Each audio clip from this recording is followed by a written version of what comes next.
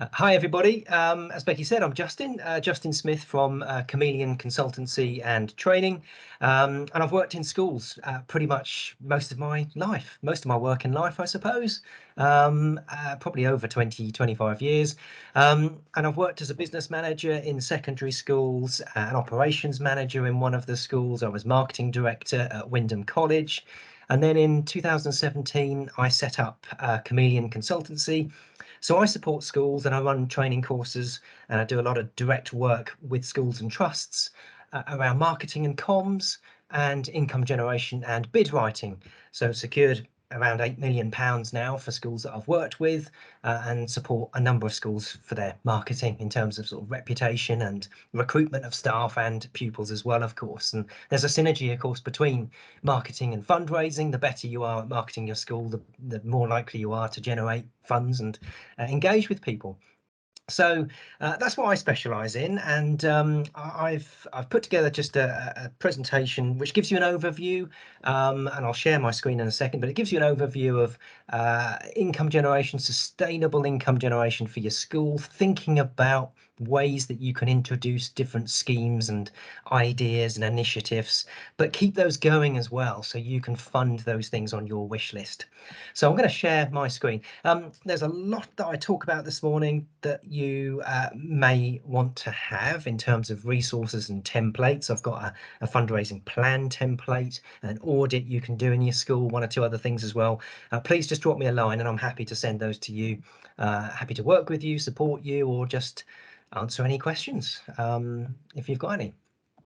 So, okay.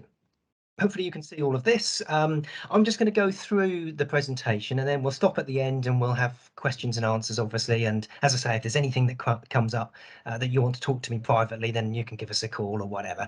So this is what we're going to talk about. We're going to look at income generation in our schools, in sort of nationally, where we are in terms of the picture currently.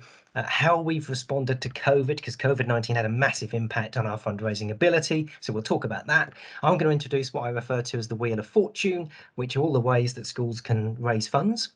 I'll tell you how you can prioritise your projects if you do have a list and, you know, a wish list of things you'd love to do. Well, how can you decide which to go forwards with first? I'm going to talk about crowdfunding and donations and passive income and grants and all the rest of it. I mean, I run whole day training courses on bid writing, so obviously for the next 50 minutes we can't cover significant amounts of detail on each of these, but hopefully enough to get you thinking about things in a different way. We'll talk about storytelling and why that's important, planning strategy, and then hopefully what you can do in your own school. So let's just have a look at the environment that we work in currently. It's incredible, I think, to almost £2 billion generated every year by schools in England. And a lot of that is through our friends associations, our PTAs, our volunteer groups, incredible amount of money.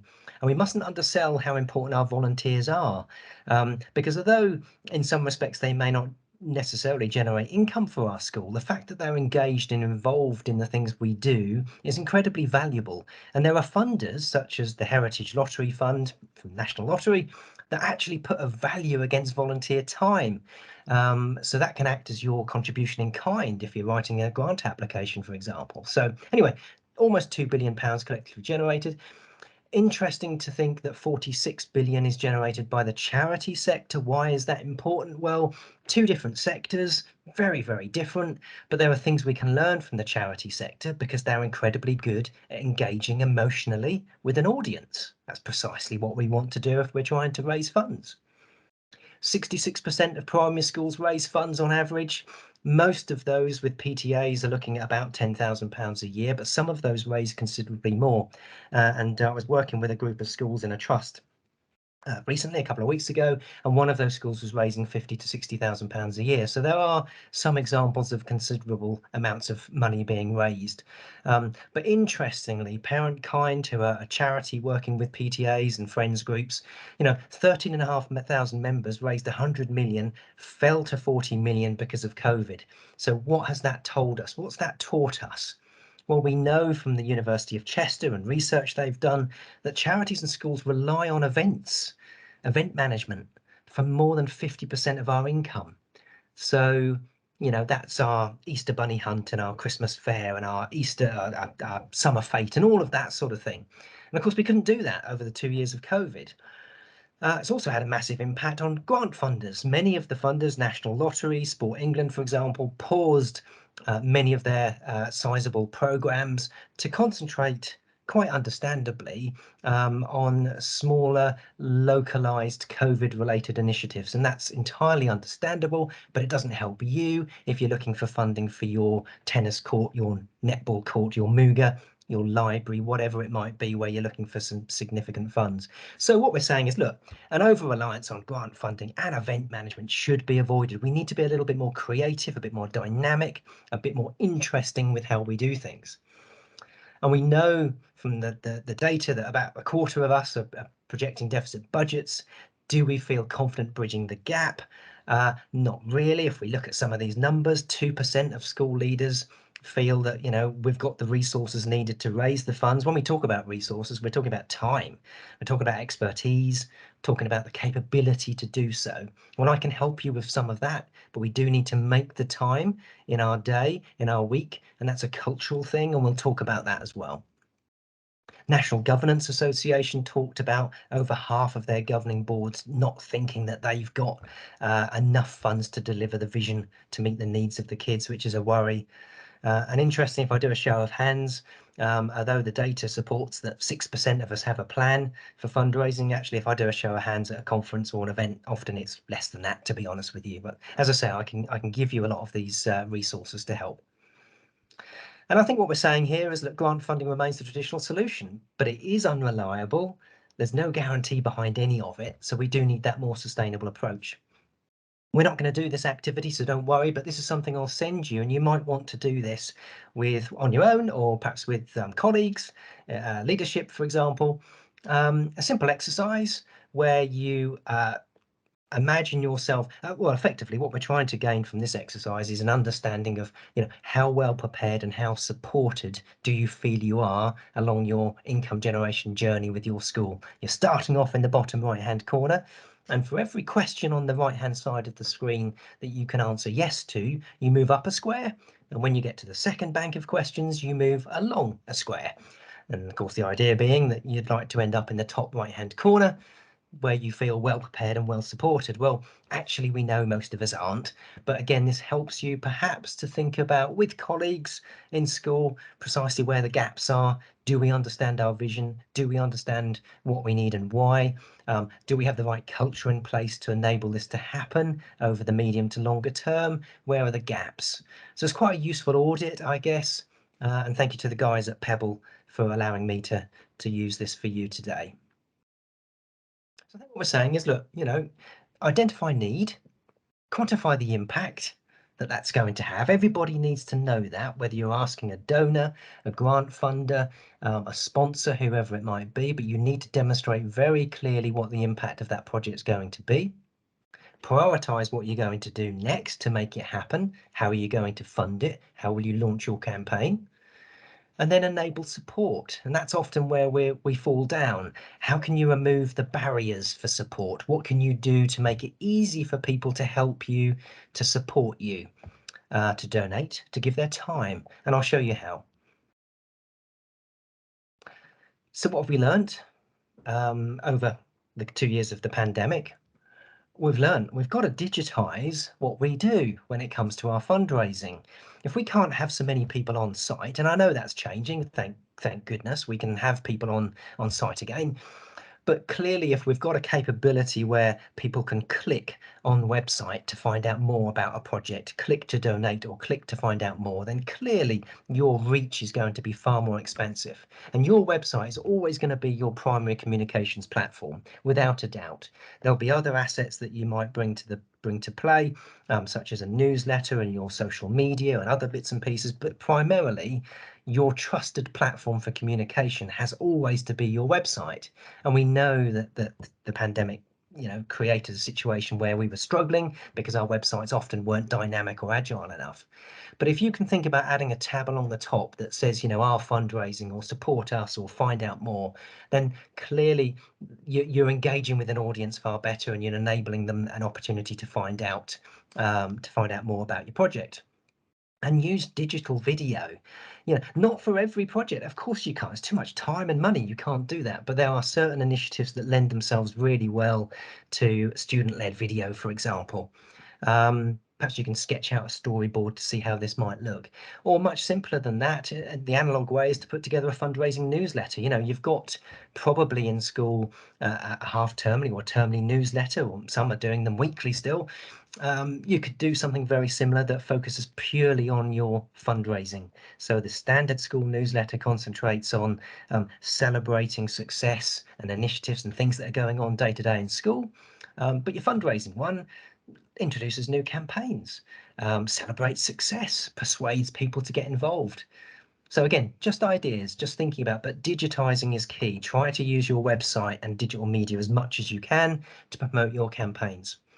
But whatever you do, start inside first.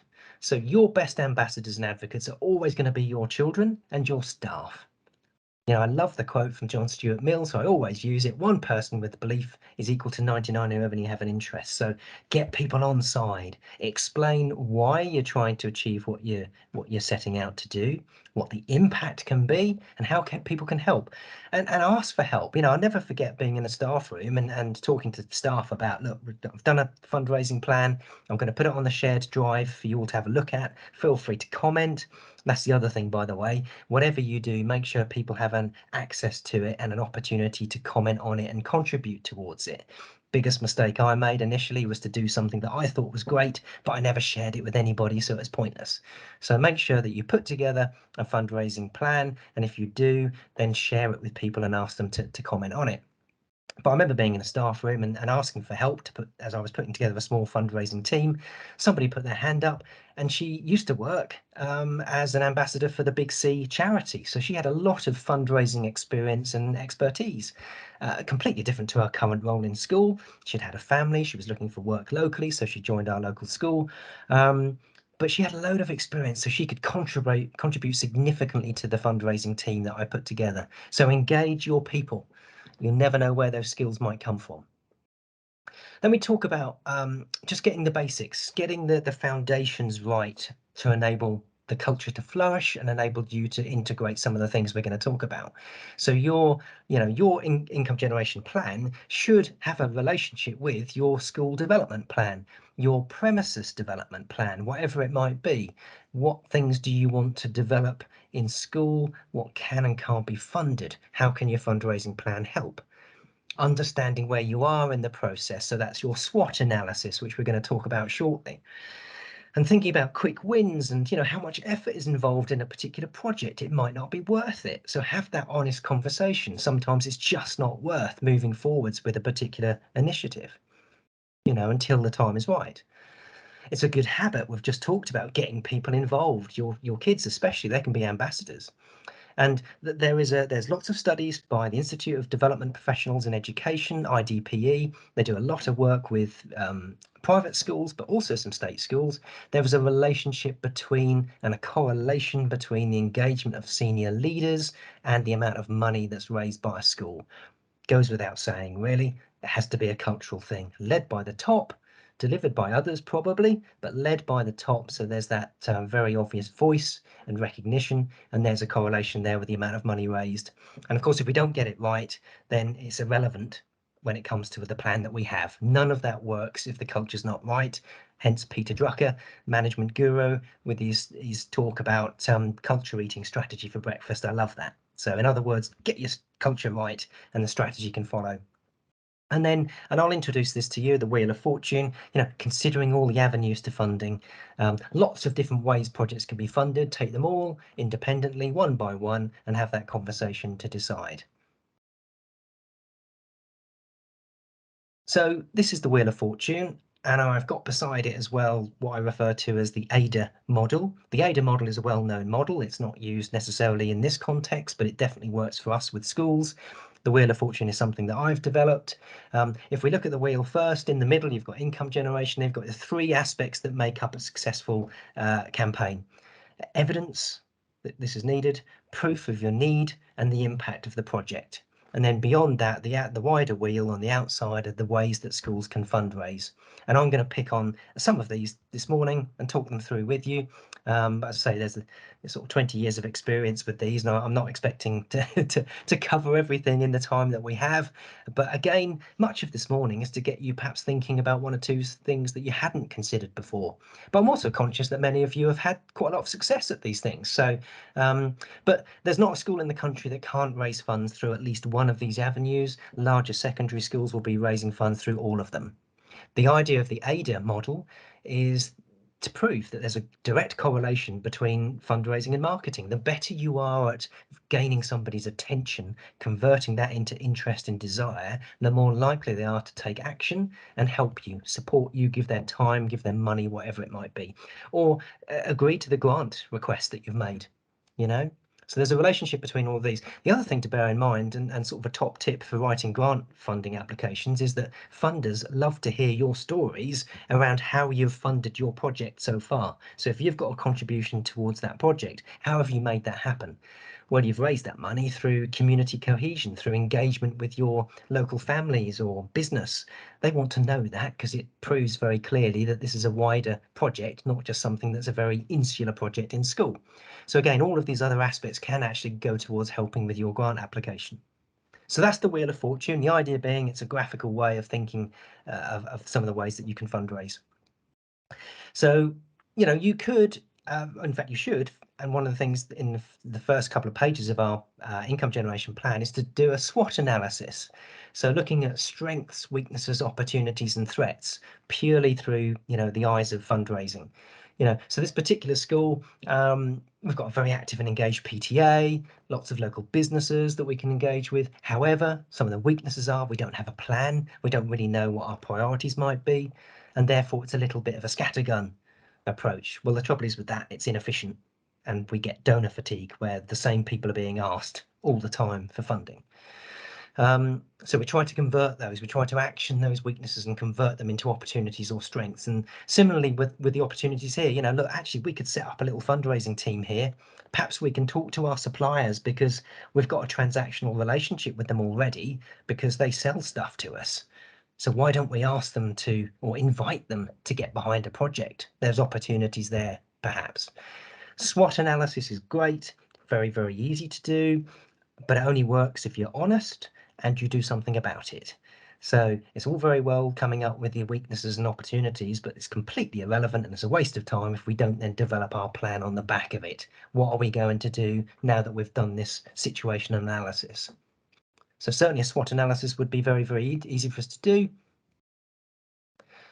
So let's just imagine we've got our wish list, we've done a SWOT, we know, you know, what some of the opportunities may present themselves to us. We've got some thoughts around the Wheel of Fortune that we could exploit some of those avenues.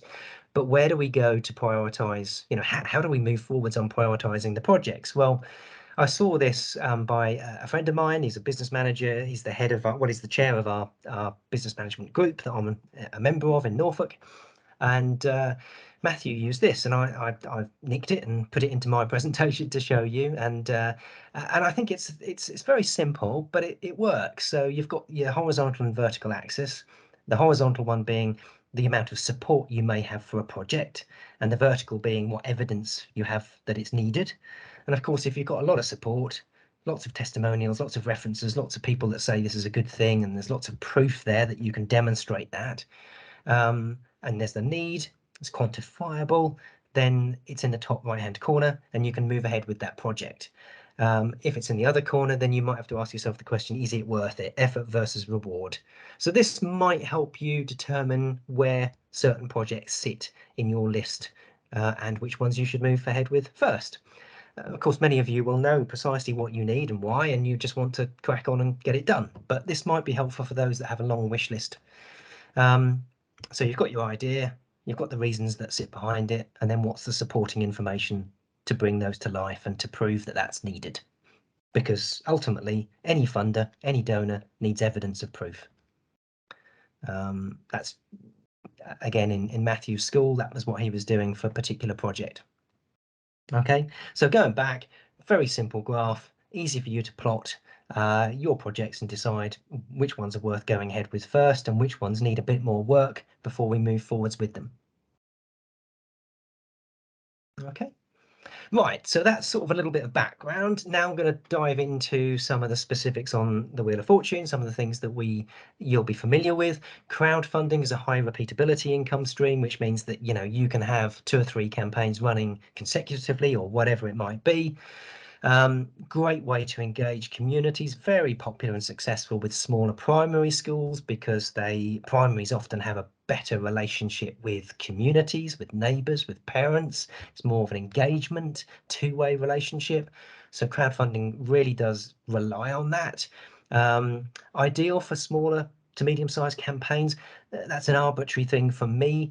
What does that mean? In my experience, I would say, I don't know, anything up to £10,000 is ideal for crowdfunding. That doesn't mean you can't fund anything that's a higher cost, but you have to be honest and realistic in terms of how much money you think you can raise. And I don't know how many of you are familiar with crowdfunding. I've put some links at the bottom, some platforms that are available. Most of them are free to set up and they charge a fee, usually between 3 and 5%, depending on the amount of donation that you have to that campaign. Effectively, you get a web page and you upload your photos of the project, images, and your text, your content to the web page. You then link that web page to your social media, to your website. So it's very graphical, very easy. And of course, the nice thing about these platforms is that you've got your gift aid built in. It's just a very, very easy thing for us to do. Probably takes you about 30 minutes to set up a campaign. Okay. And we'll have time to talk about this at the end, so don't worry. What are the good things about crowdfunding? Well, make sure you choose the right project, and you could consider breaking projects down into phases or stages. If it's a particularly large initiative, say £100,000, well, phase 1 is 20,000. That's a much more manageable chunk, so we're going to move ahead with that first. But really be realistic with your target, not too ambitious, and keep pushing. So campaigns do ebb and flow over time. So in other words, you start off with a lot of interest and then it sort of wanes away after a couple of weeks because people forget about it, and then you have to remind yourself to give it another push. So again, that's important. Build that sort of calendar of effort, if you like, into your diary so you know how frequently just to give it another nudge, remind people of your campaign. And of course, that community engagement can be a really positive thing for your school in terms of raising the profile of the school. But equally, the flip side of that is, I've just got some thoughts here around risks, and this can apply to any fundraising. There's a reputational risk of failure, isn't there?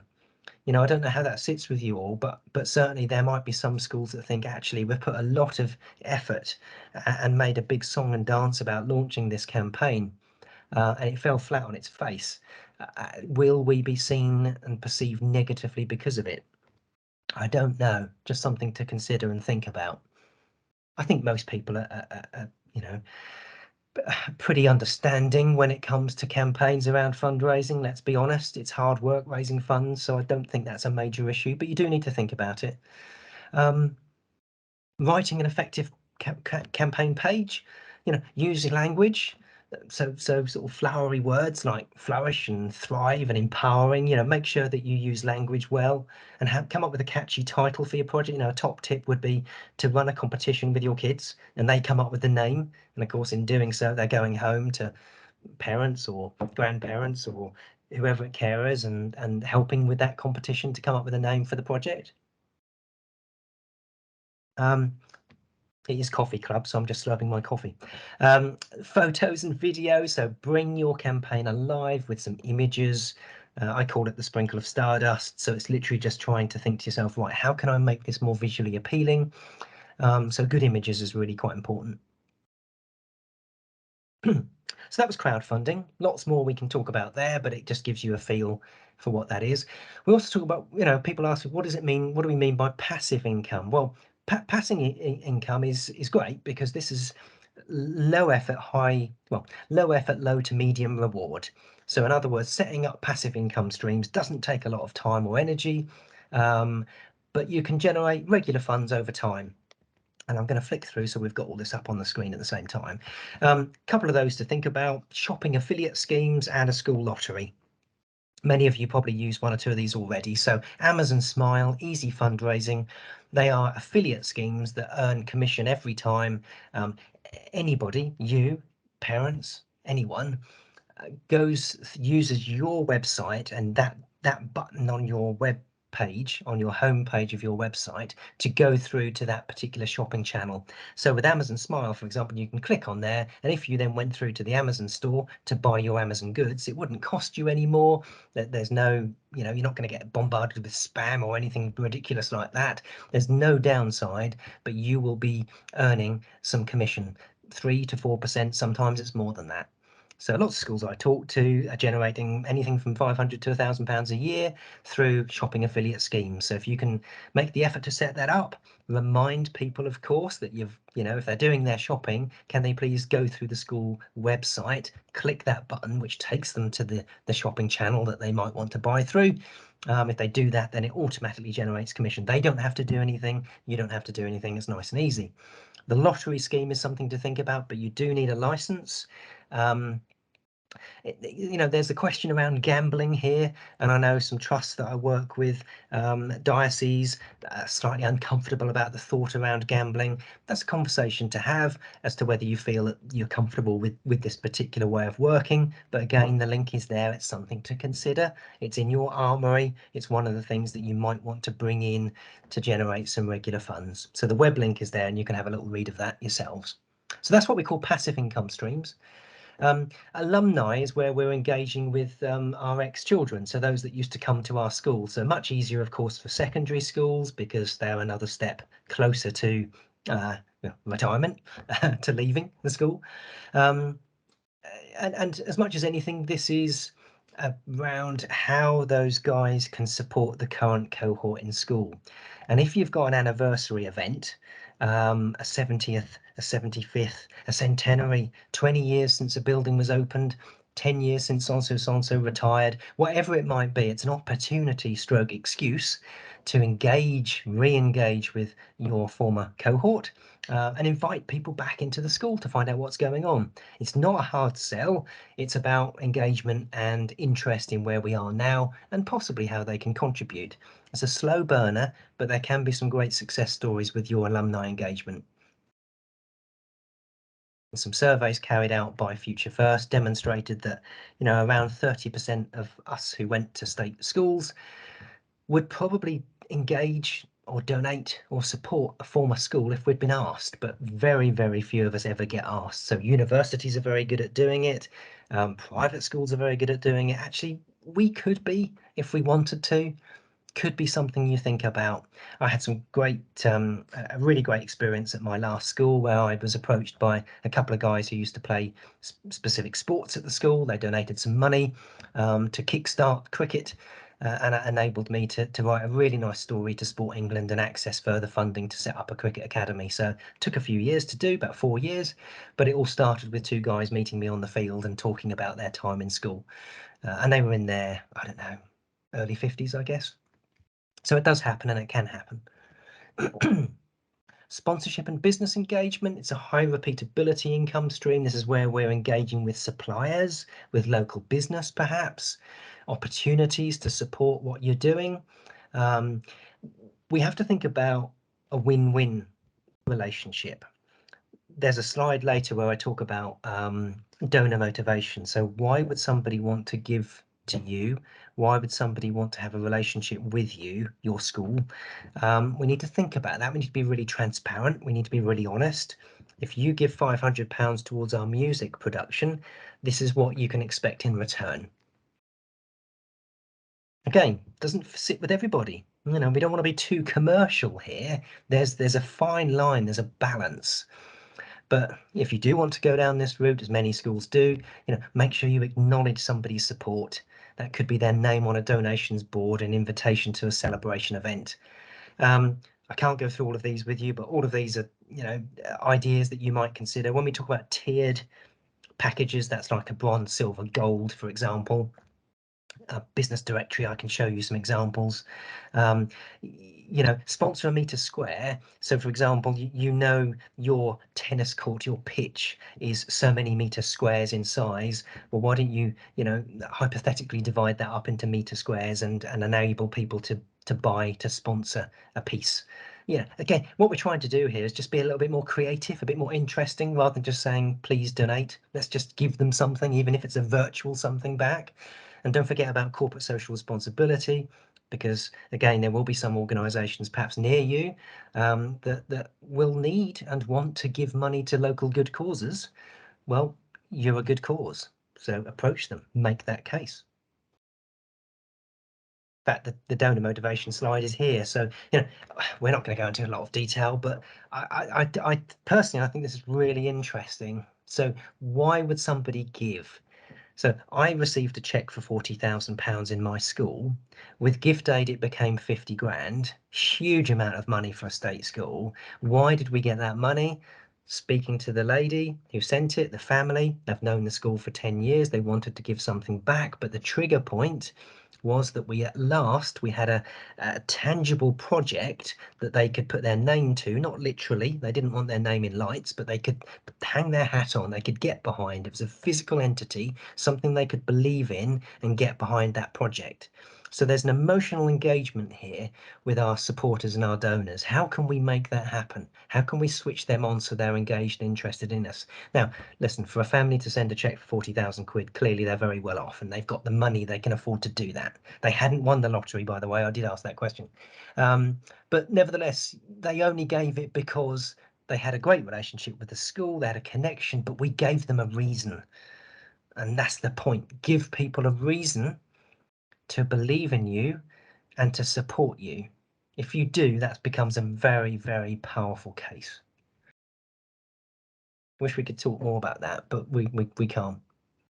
Everybody wants to know about grant funding for obvious reasons. Yeah, £1.5 billion every year for schools to approach, to bid for. Probably nearer 5,000 funders in the UK. Many of whom, of course, are oversubscribed. And just to give you a little bit of a flavour for that, Garfield Western Anniversary Fund, 2,300 schools and charities applied for this capital chunk of money, £200 million requested, and they funded 150 schools with £11 million, which is a lot of money. They had a prize pot of 7 million. They increased that to 11 because of the quality of the application. So, what do we read into that? 2,500 requests, 150 supported. That's not a great return. Question in my mind is, why should I bother? Should I put time and effort into a grant application when so many aren't getting over the line? Surely it's better to put time and effort into other things. Well, the point here is data from the lottery, and I checked some data. This is 3 or 4 years ago now, and it's a 3-month period, random 3-month period. And from what I could see for that piece of time, almost half to a particular fund were ineligible. Let's forget the 46. Let's say that's 20. Perhaps that was a bad month. Let's just say 25, 30, 40. Let's just think what that means. So a significant proportion, a sizable number of applications to a particular lottery fund are ineligible. And that means, of course, that people are applying to a fund that their project isn't actually eligible for funding for. So what a complete waste of time, and it's inexcusable because that information will always be on the first page of the application form or the headline data on the website. And also a significant proportion of awards for all lottery applications are rejected at stage 1, which is that very low-level, simple administrative process. Do we understand? Have you filled the form incorrectly? Has the head teacher signed it? Have the bank account details been completed? Have you met one of our 3 criteria, eligibility criteria? Great. If you have, now we start to read the content of your application. But a significant proportion of those are not getting to that point. Why is that? They're rushed, they're not done properly, and they're not planned. The days of us filling in grant applications in our lunch hour are gone.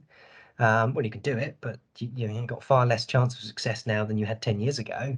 It's much tougher. So build the time in, do it properly. There is a process. What do the funders say? The National Lottery say that most applications, if they're rejected, it's because we don't show how our beneficiaries' lives are improved. What does that mean? Well, our beneficiaries are often our kids. And if our project does not clearly demonstrate that their lives can be improved by it, then they're not going to fund it. It's as simple as that. Joseph Rowntree, we're not giving an explanation about the strategy for achieving change or the indication of what we're trying to do. Again, that plan, that wider look, what are we trying to achieve? Comic relief. We want a story, evidence of demand for service and outcome. Later, very often it just falls apart. So in other words, we need to know why you need this, what impact it's going to have, what evidence you have that this is needed, and how is this part of your wider plan? They're all saying the same thing, really. As I say, run a whole day on this, so we're sort of skimming the surface, but hopefully that's useful. Where do we go to find out about which grants are suitable for our project? Well, of course, you've got grant finder websites, these databases, and I've just listed 4 there. I use regularly the top 2. Grants for Schools is very good as well. There's lots that you can buy into. Anything from £30 to £100 a year. Generally, it's a paid subscription service. They've got these great filters, so you can filter very easily and locate funds that are suitable for your project. I think the Funded one is £30 a year, together with the magazine, which is great. Your local authority website will have a page almost certainly for charities and schools, and it'll say, funds available. Obviously, it's just off their website, so that might be quite useful. Local community funds. So the point of saying this is that there will be thousands and thousands that don't appear on these large grant databases. They are local funds for you, a few £100, maybe £1,000 or £2,000. The best way to know about those is by promoting your project internally and to your parents and your communities, because then they come to you. I've been stopped by people saying, do you know about the so-and-so community fund? No, I don't. Great, thanks for telling me. Okay, now I'll have a look at that. So your people are your great ambassadors. Get them to find things out for you. And finally, the Directory of Social Change. It's a great big book, which I buy, but I wouldn't expect you to necessarily. It's over £100. It's updated every year, and it lists thousands and thousands of grants for charities and schools. It's the Directory of Grant Making Trusts. But look, if you're going to use your school budgets, then subscribe to a grant database. But again, only do that if you're willing to put the time and effort in to make the use of it. Otherwise, that's 50 or 100 quid thrown away. So, yes, these things are great, but they're only great if we use them. Yeah, I've added this slide because more and more we're needing to consider our energy consumption. So the Public Sector Low Carbon Skills Fund, phase 3, which is the next, so the phase 1 and 2 have gone. Phase 3 is open to applications on the 15th, which I think is next week or thereabouts. It's pretty soon, isn't it? It's tomorrow. It's tomorrow, I think. So there's a link there, but this enables schools and organisations to pull together a decarbonisation plan for your estate. So an understanding of where you can find efficiencies, how you can build in investment for the future to decarbonise, to be more sustainable. And of course, that's an income generator as well as a saver, a cost saver. Now, you can use this application is relatively straightforward, but you can use that application and that development of that decarbonisation plan to then access the public sector decarbonisation scheme, which opens again in September. Now that's a heavy duty project or scheme, difficult to access from what I understand, lots involved in terms of the application process. But if you've gone through and you've got a decarbonisation plan because you've managed to access the Low Carbon Skills Fund, then you're in the driving seat to access some of that funding to make these things happen that you've identified in your plan. Now, I work with Barker Associates. There are lots of other organisations, some of which you will know and work with currently within your school or your trust. But Rob Gould, I know well. He's working with dozens of schools to introduce much of this work. So I've put his details at the bottom because he's kindly provided me with some of these links here. But obviously you'll talk to whoever you want to talk to. But Barker Associates do a lot of work around schools in terms of energy efficiencies and infrastructural work. So I wanted to put that slide in because, of course, in fact, I'll probably need to adapt my Wheel of Fortune to include this. This is going to become a major aspect of us saving costs and generating revenue at the same time. So some key dates there. The Salix Finance is open tomorrow, and then the next round of funding for the main bulk of money is open in September. So definitely worth a look. And give Robert a call Robert Gould a call if you want to follow that up with him. Where do we go to find out about grant funding? I mentioned 2 or 3. This is just a screenshot of the funded grant database. So all I've done is just copy the screen, and there's a link to their website. I mean, again, you might have access to others, but this is just to demonstrate how they work, really. So you've got the filters on the left-hand side, so you can filter where you are, what you're looking to fund, and it'll do the search for you. Okay, so it's an easy way to find out which grants you might be eligible for. Yeah, storytelling. So this underpins everything really when it comes to income generation, whether you're talking to a supplier about supporting a project, whether you're talking to a donor, a parent, a grant funder, but every successful fundraiser is a great storyteller. So I would suggest you put together some sort of case of support for a project that you might have in mind. It doesn't have to be 2 pages, by the way, it doesn't matter how much, but just thinking about these questions. What are you going to do and how are you going to do it and what evidence we might have? And then we add value to that by thinking about, right, how can I demonstrate this need to people? What user experiences can I bring in? Can I talk to some of our children about the issues they face now and what they'd like us to do about it? We know that the lottery, for example, loves us to demonstrate that our beneficiaries have helped shape the project. So how are we going to show that this has been shaped by our kids? Can we take a photo, safeguarding, allowing photo permission, etc. But perhaps some of these kiddies sitting around a table looking at plans with a potential supplier beside them, looking at they're playing a part in this process, and that's really important. So again, storytelling, images, video, great content. It's incredibly important. It underpins everything when it comes to encouraging people to give their time or their money, or indeed to believe in you, to follow you. And just lastly, I want to allow ourselves some time to talk if we can.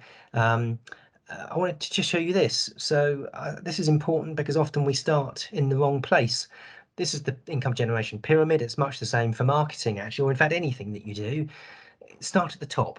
Start with your plan and your vision over the next 2 years, let's just say, or 3 years. Where do we want to go? Where do we want to be? How are we going to get there? And then you can break that down into your individual program of activities. Often we make the mistake of starting at the bottom.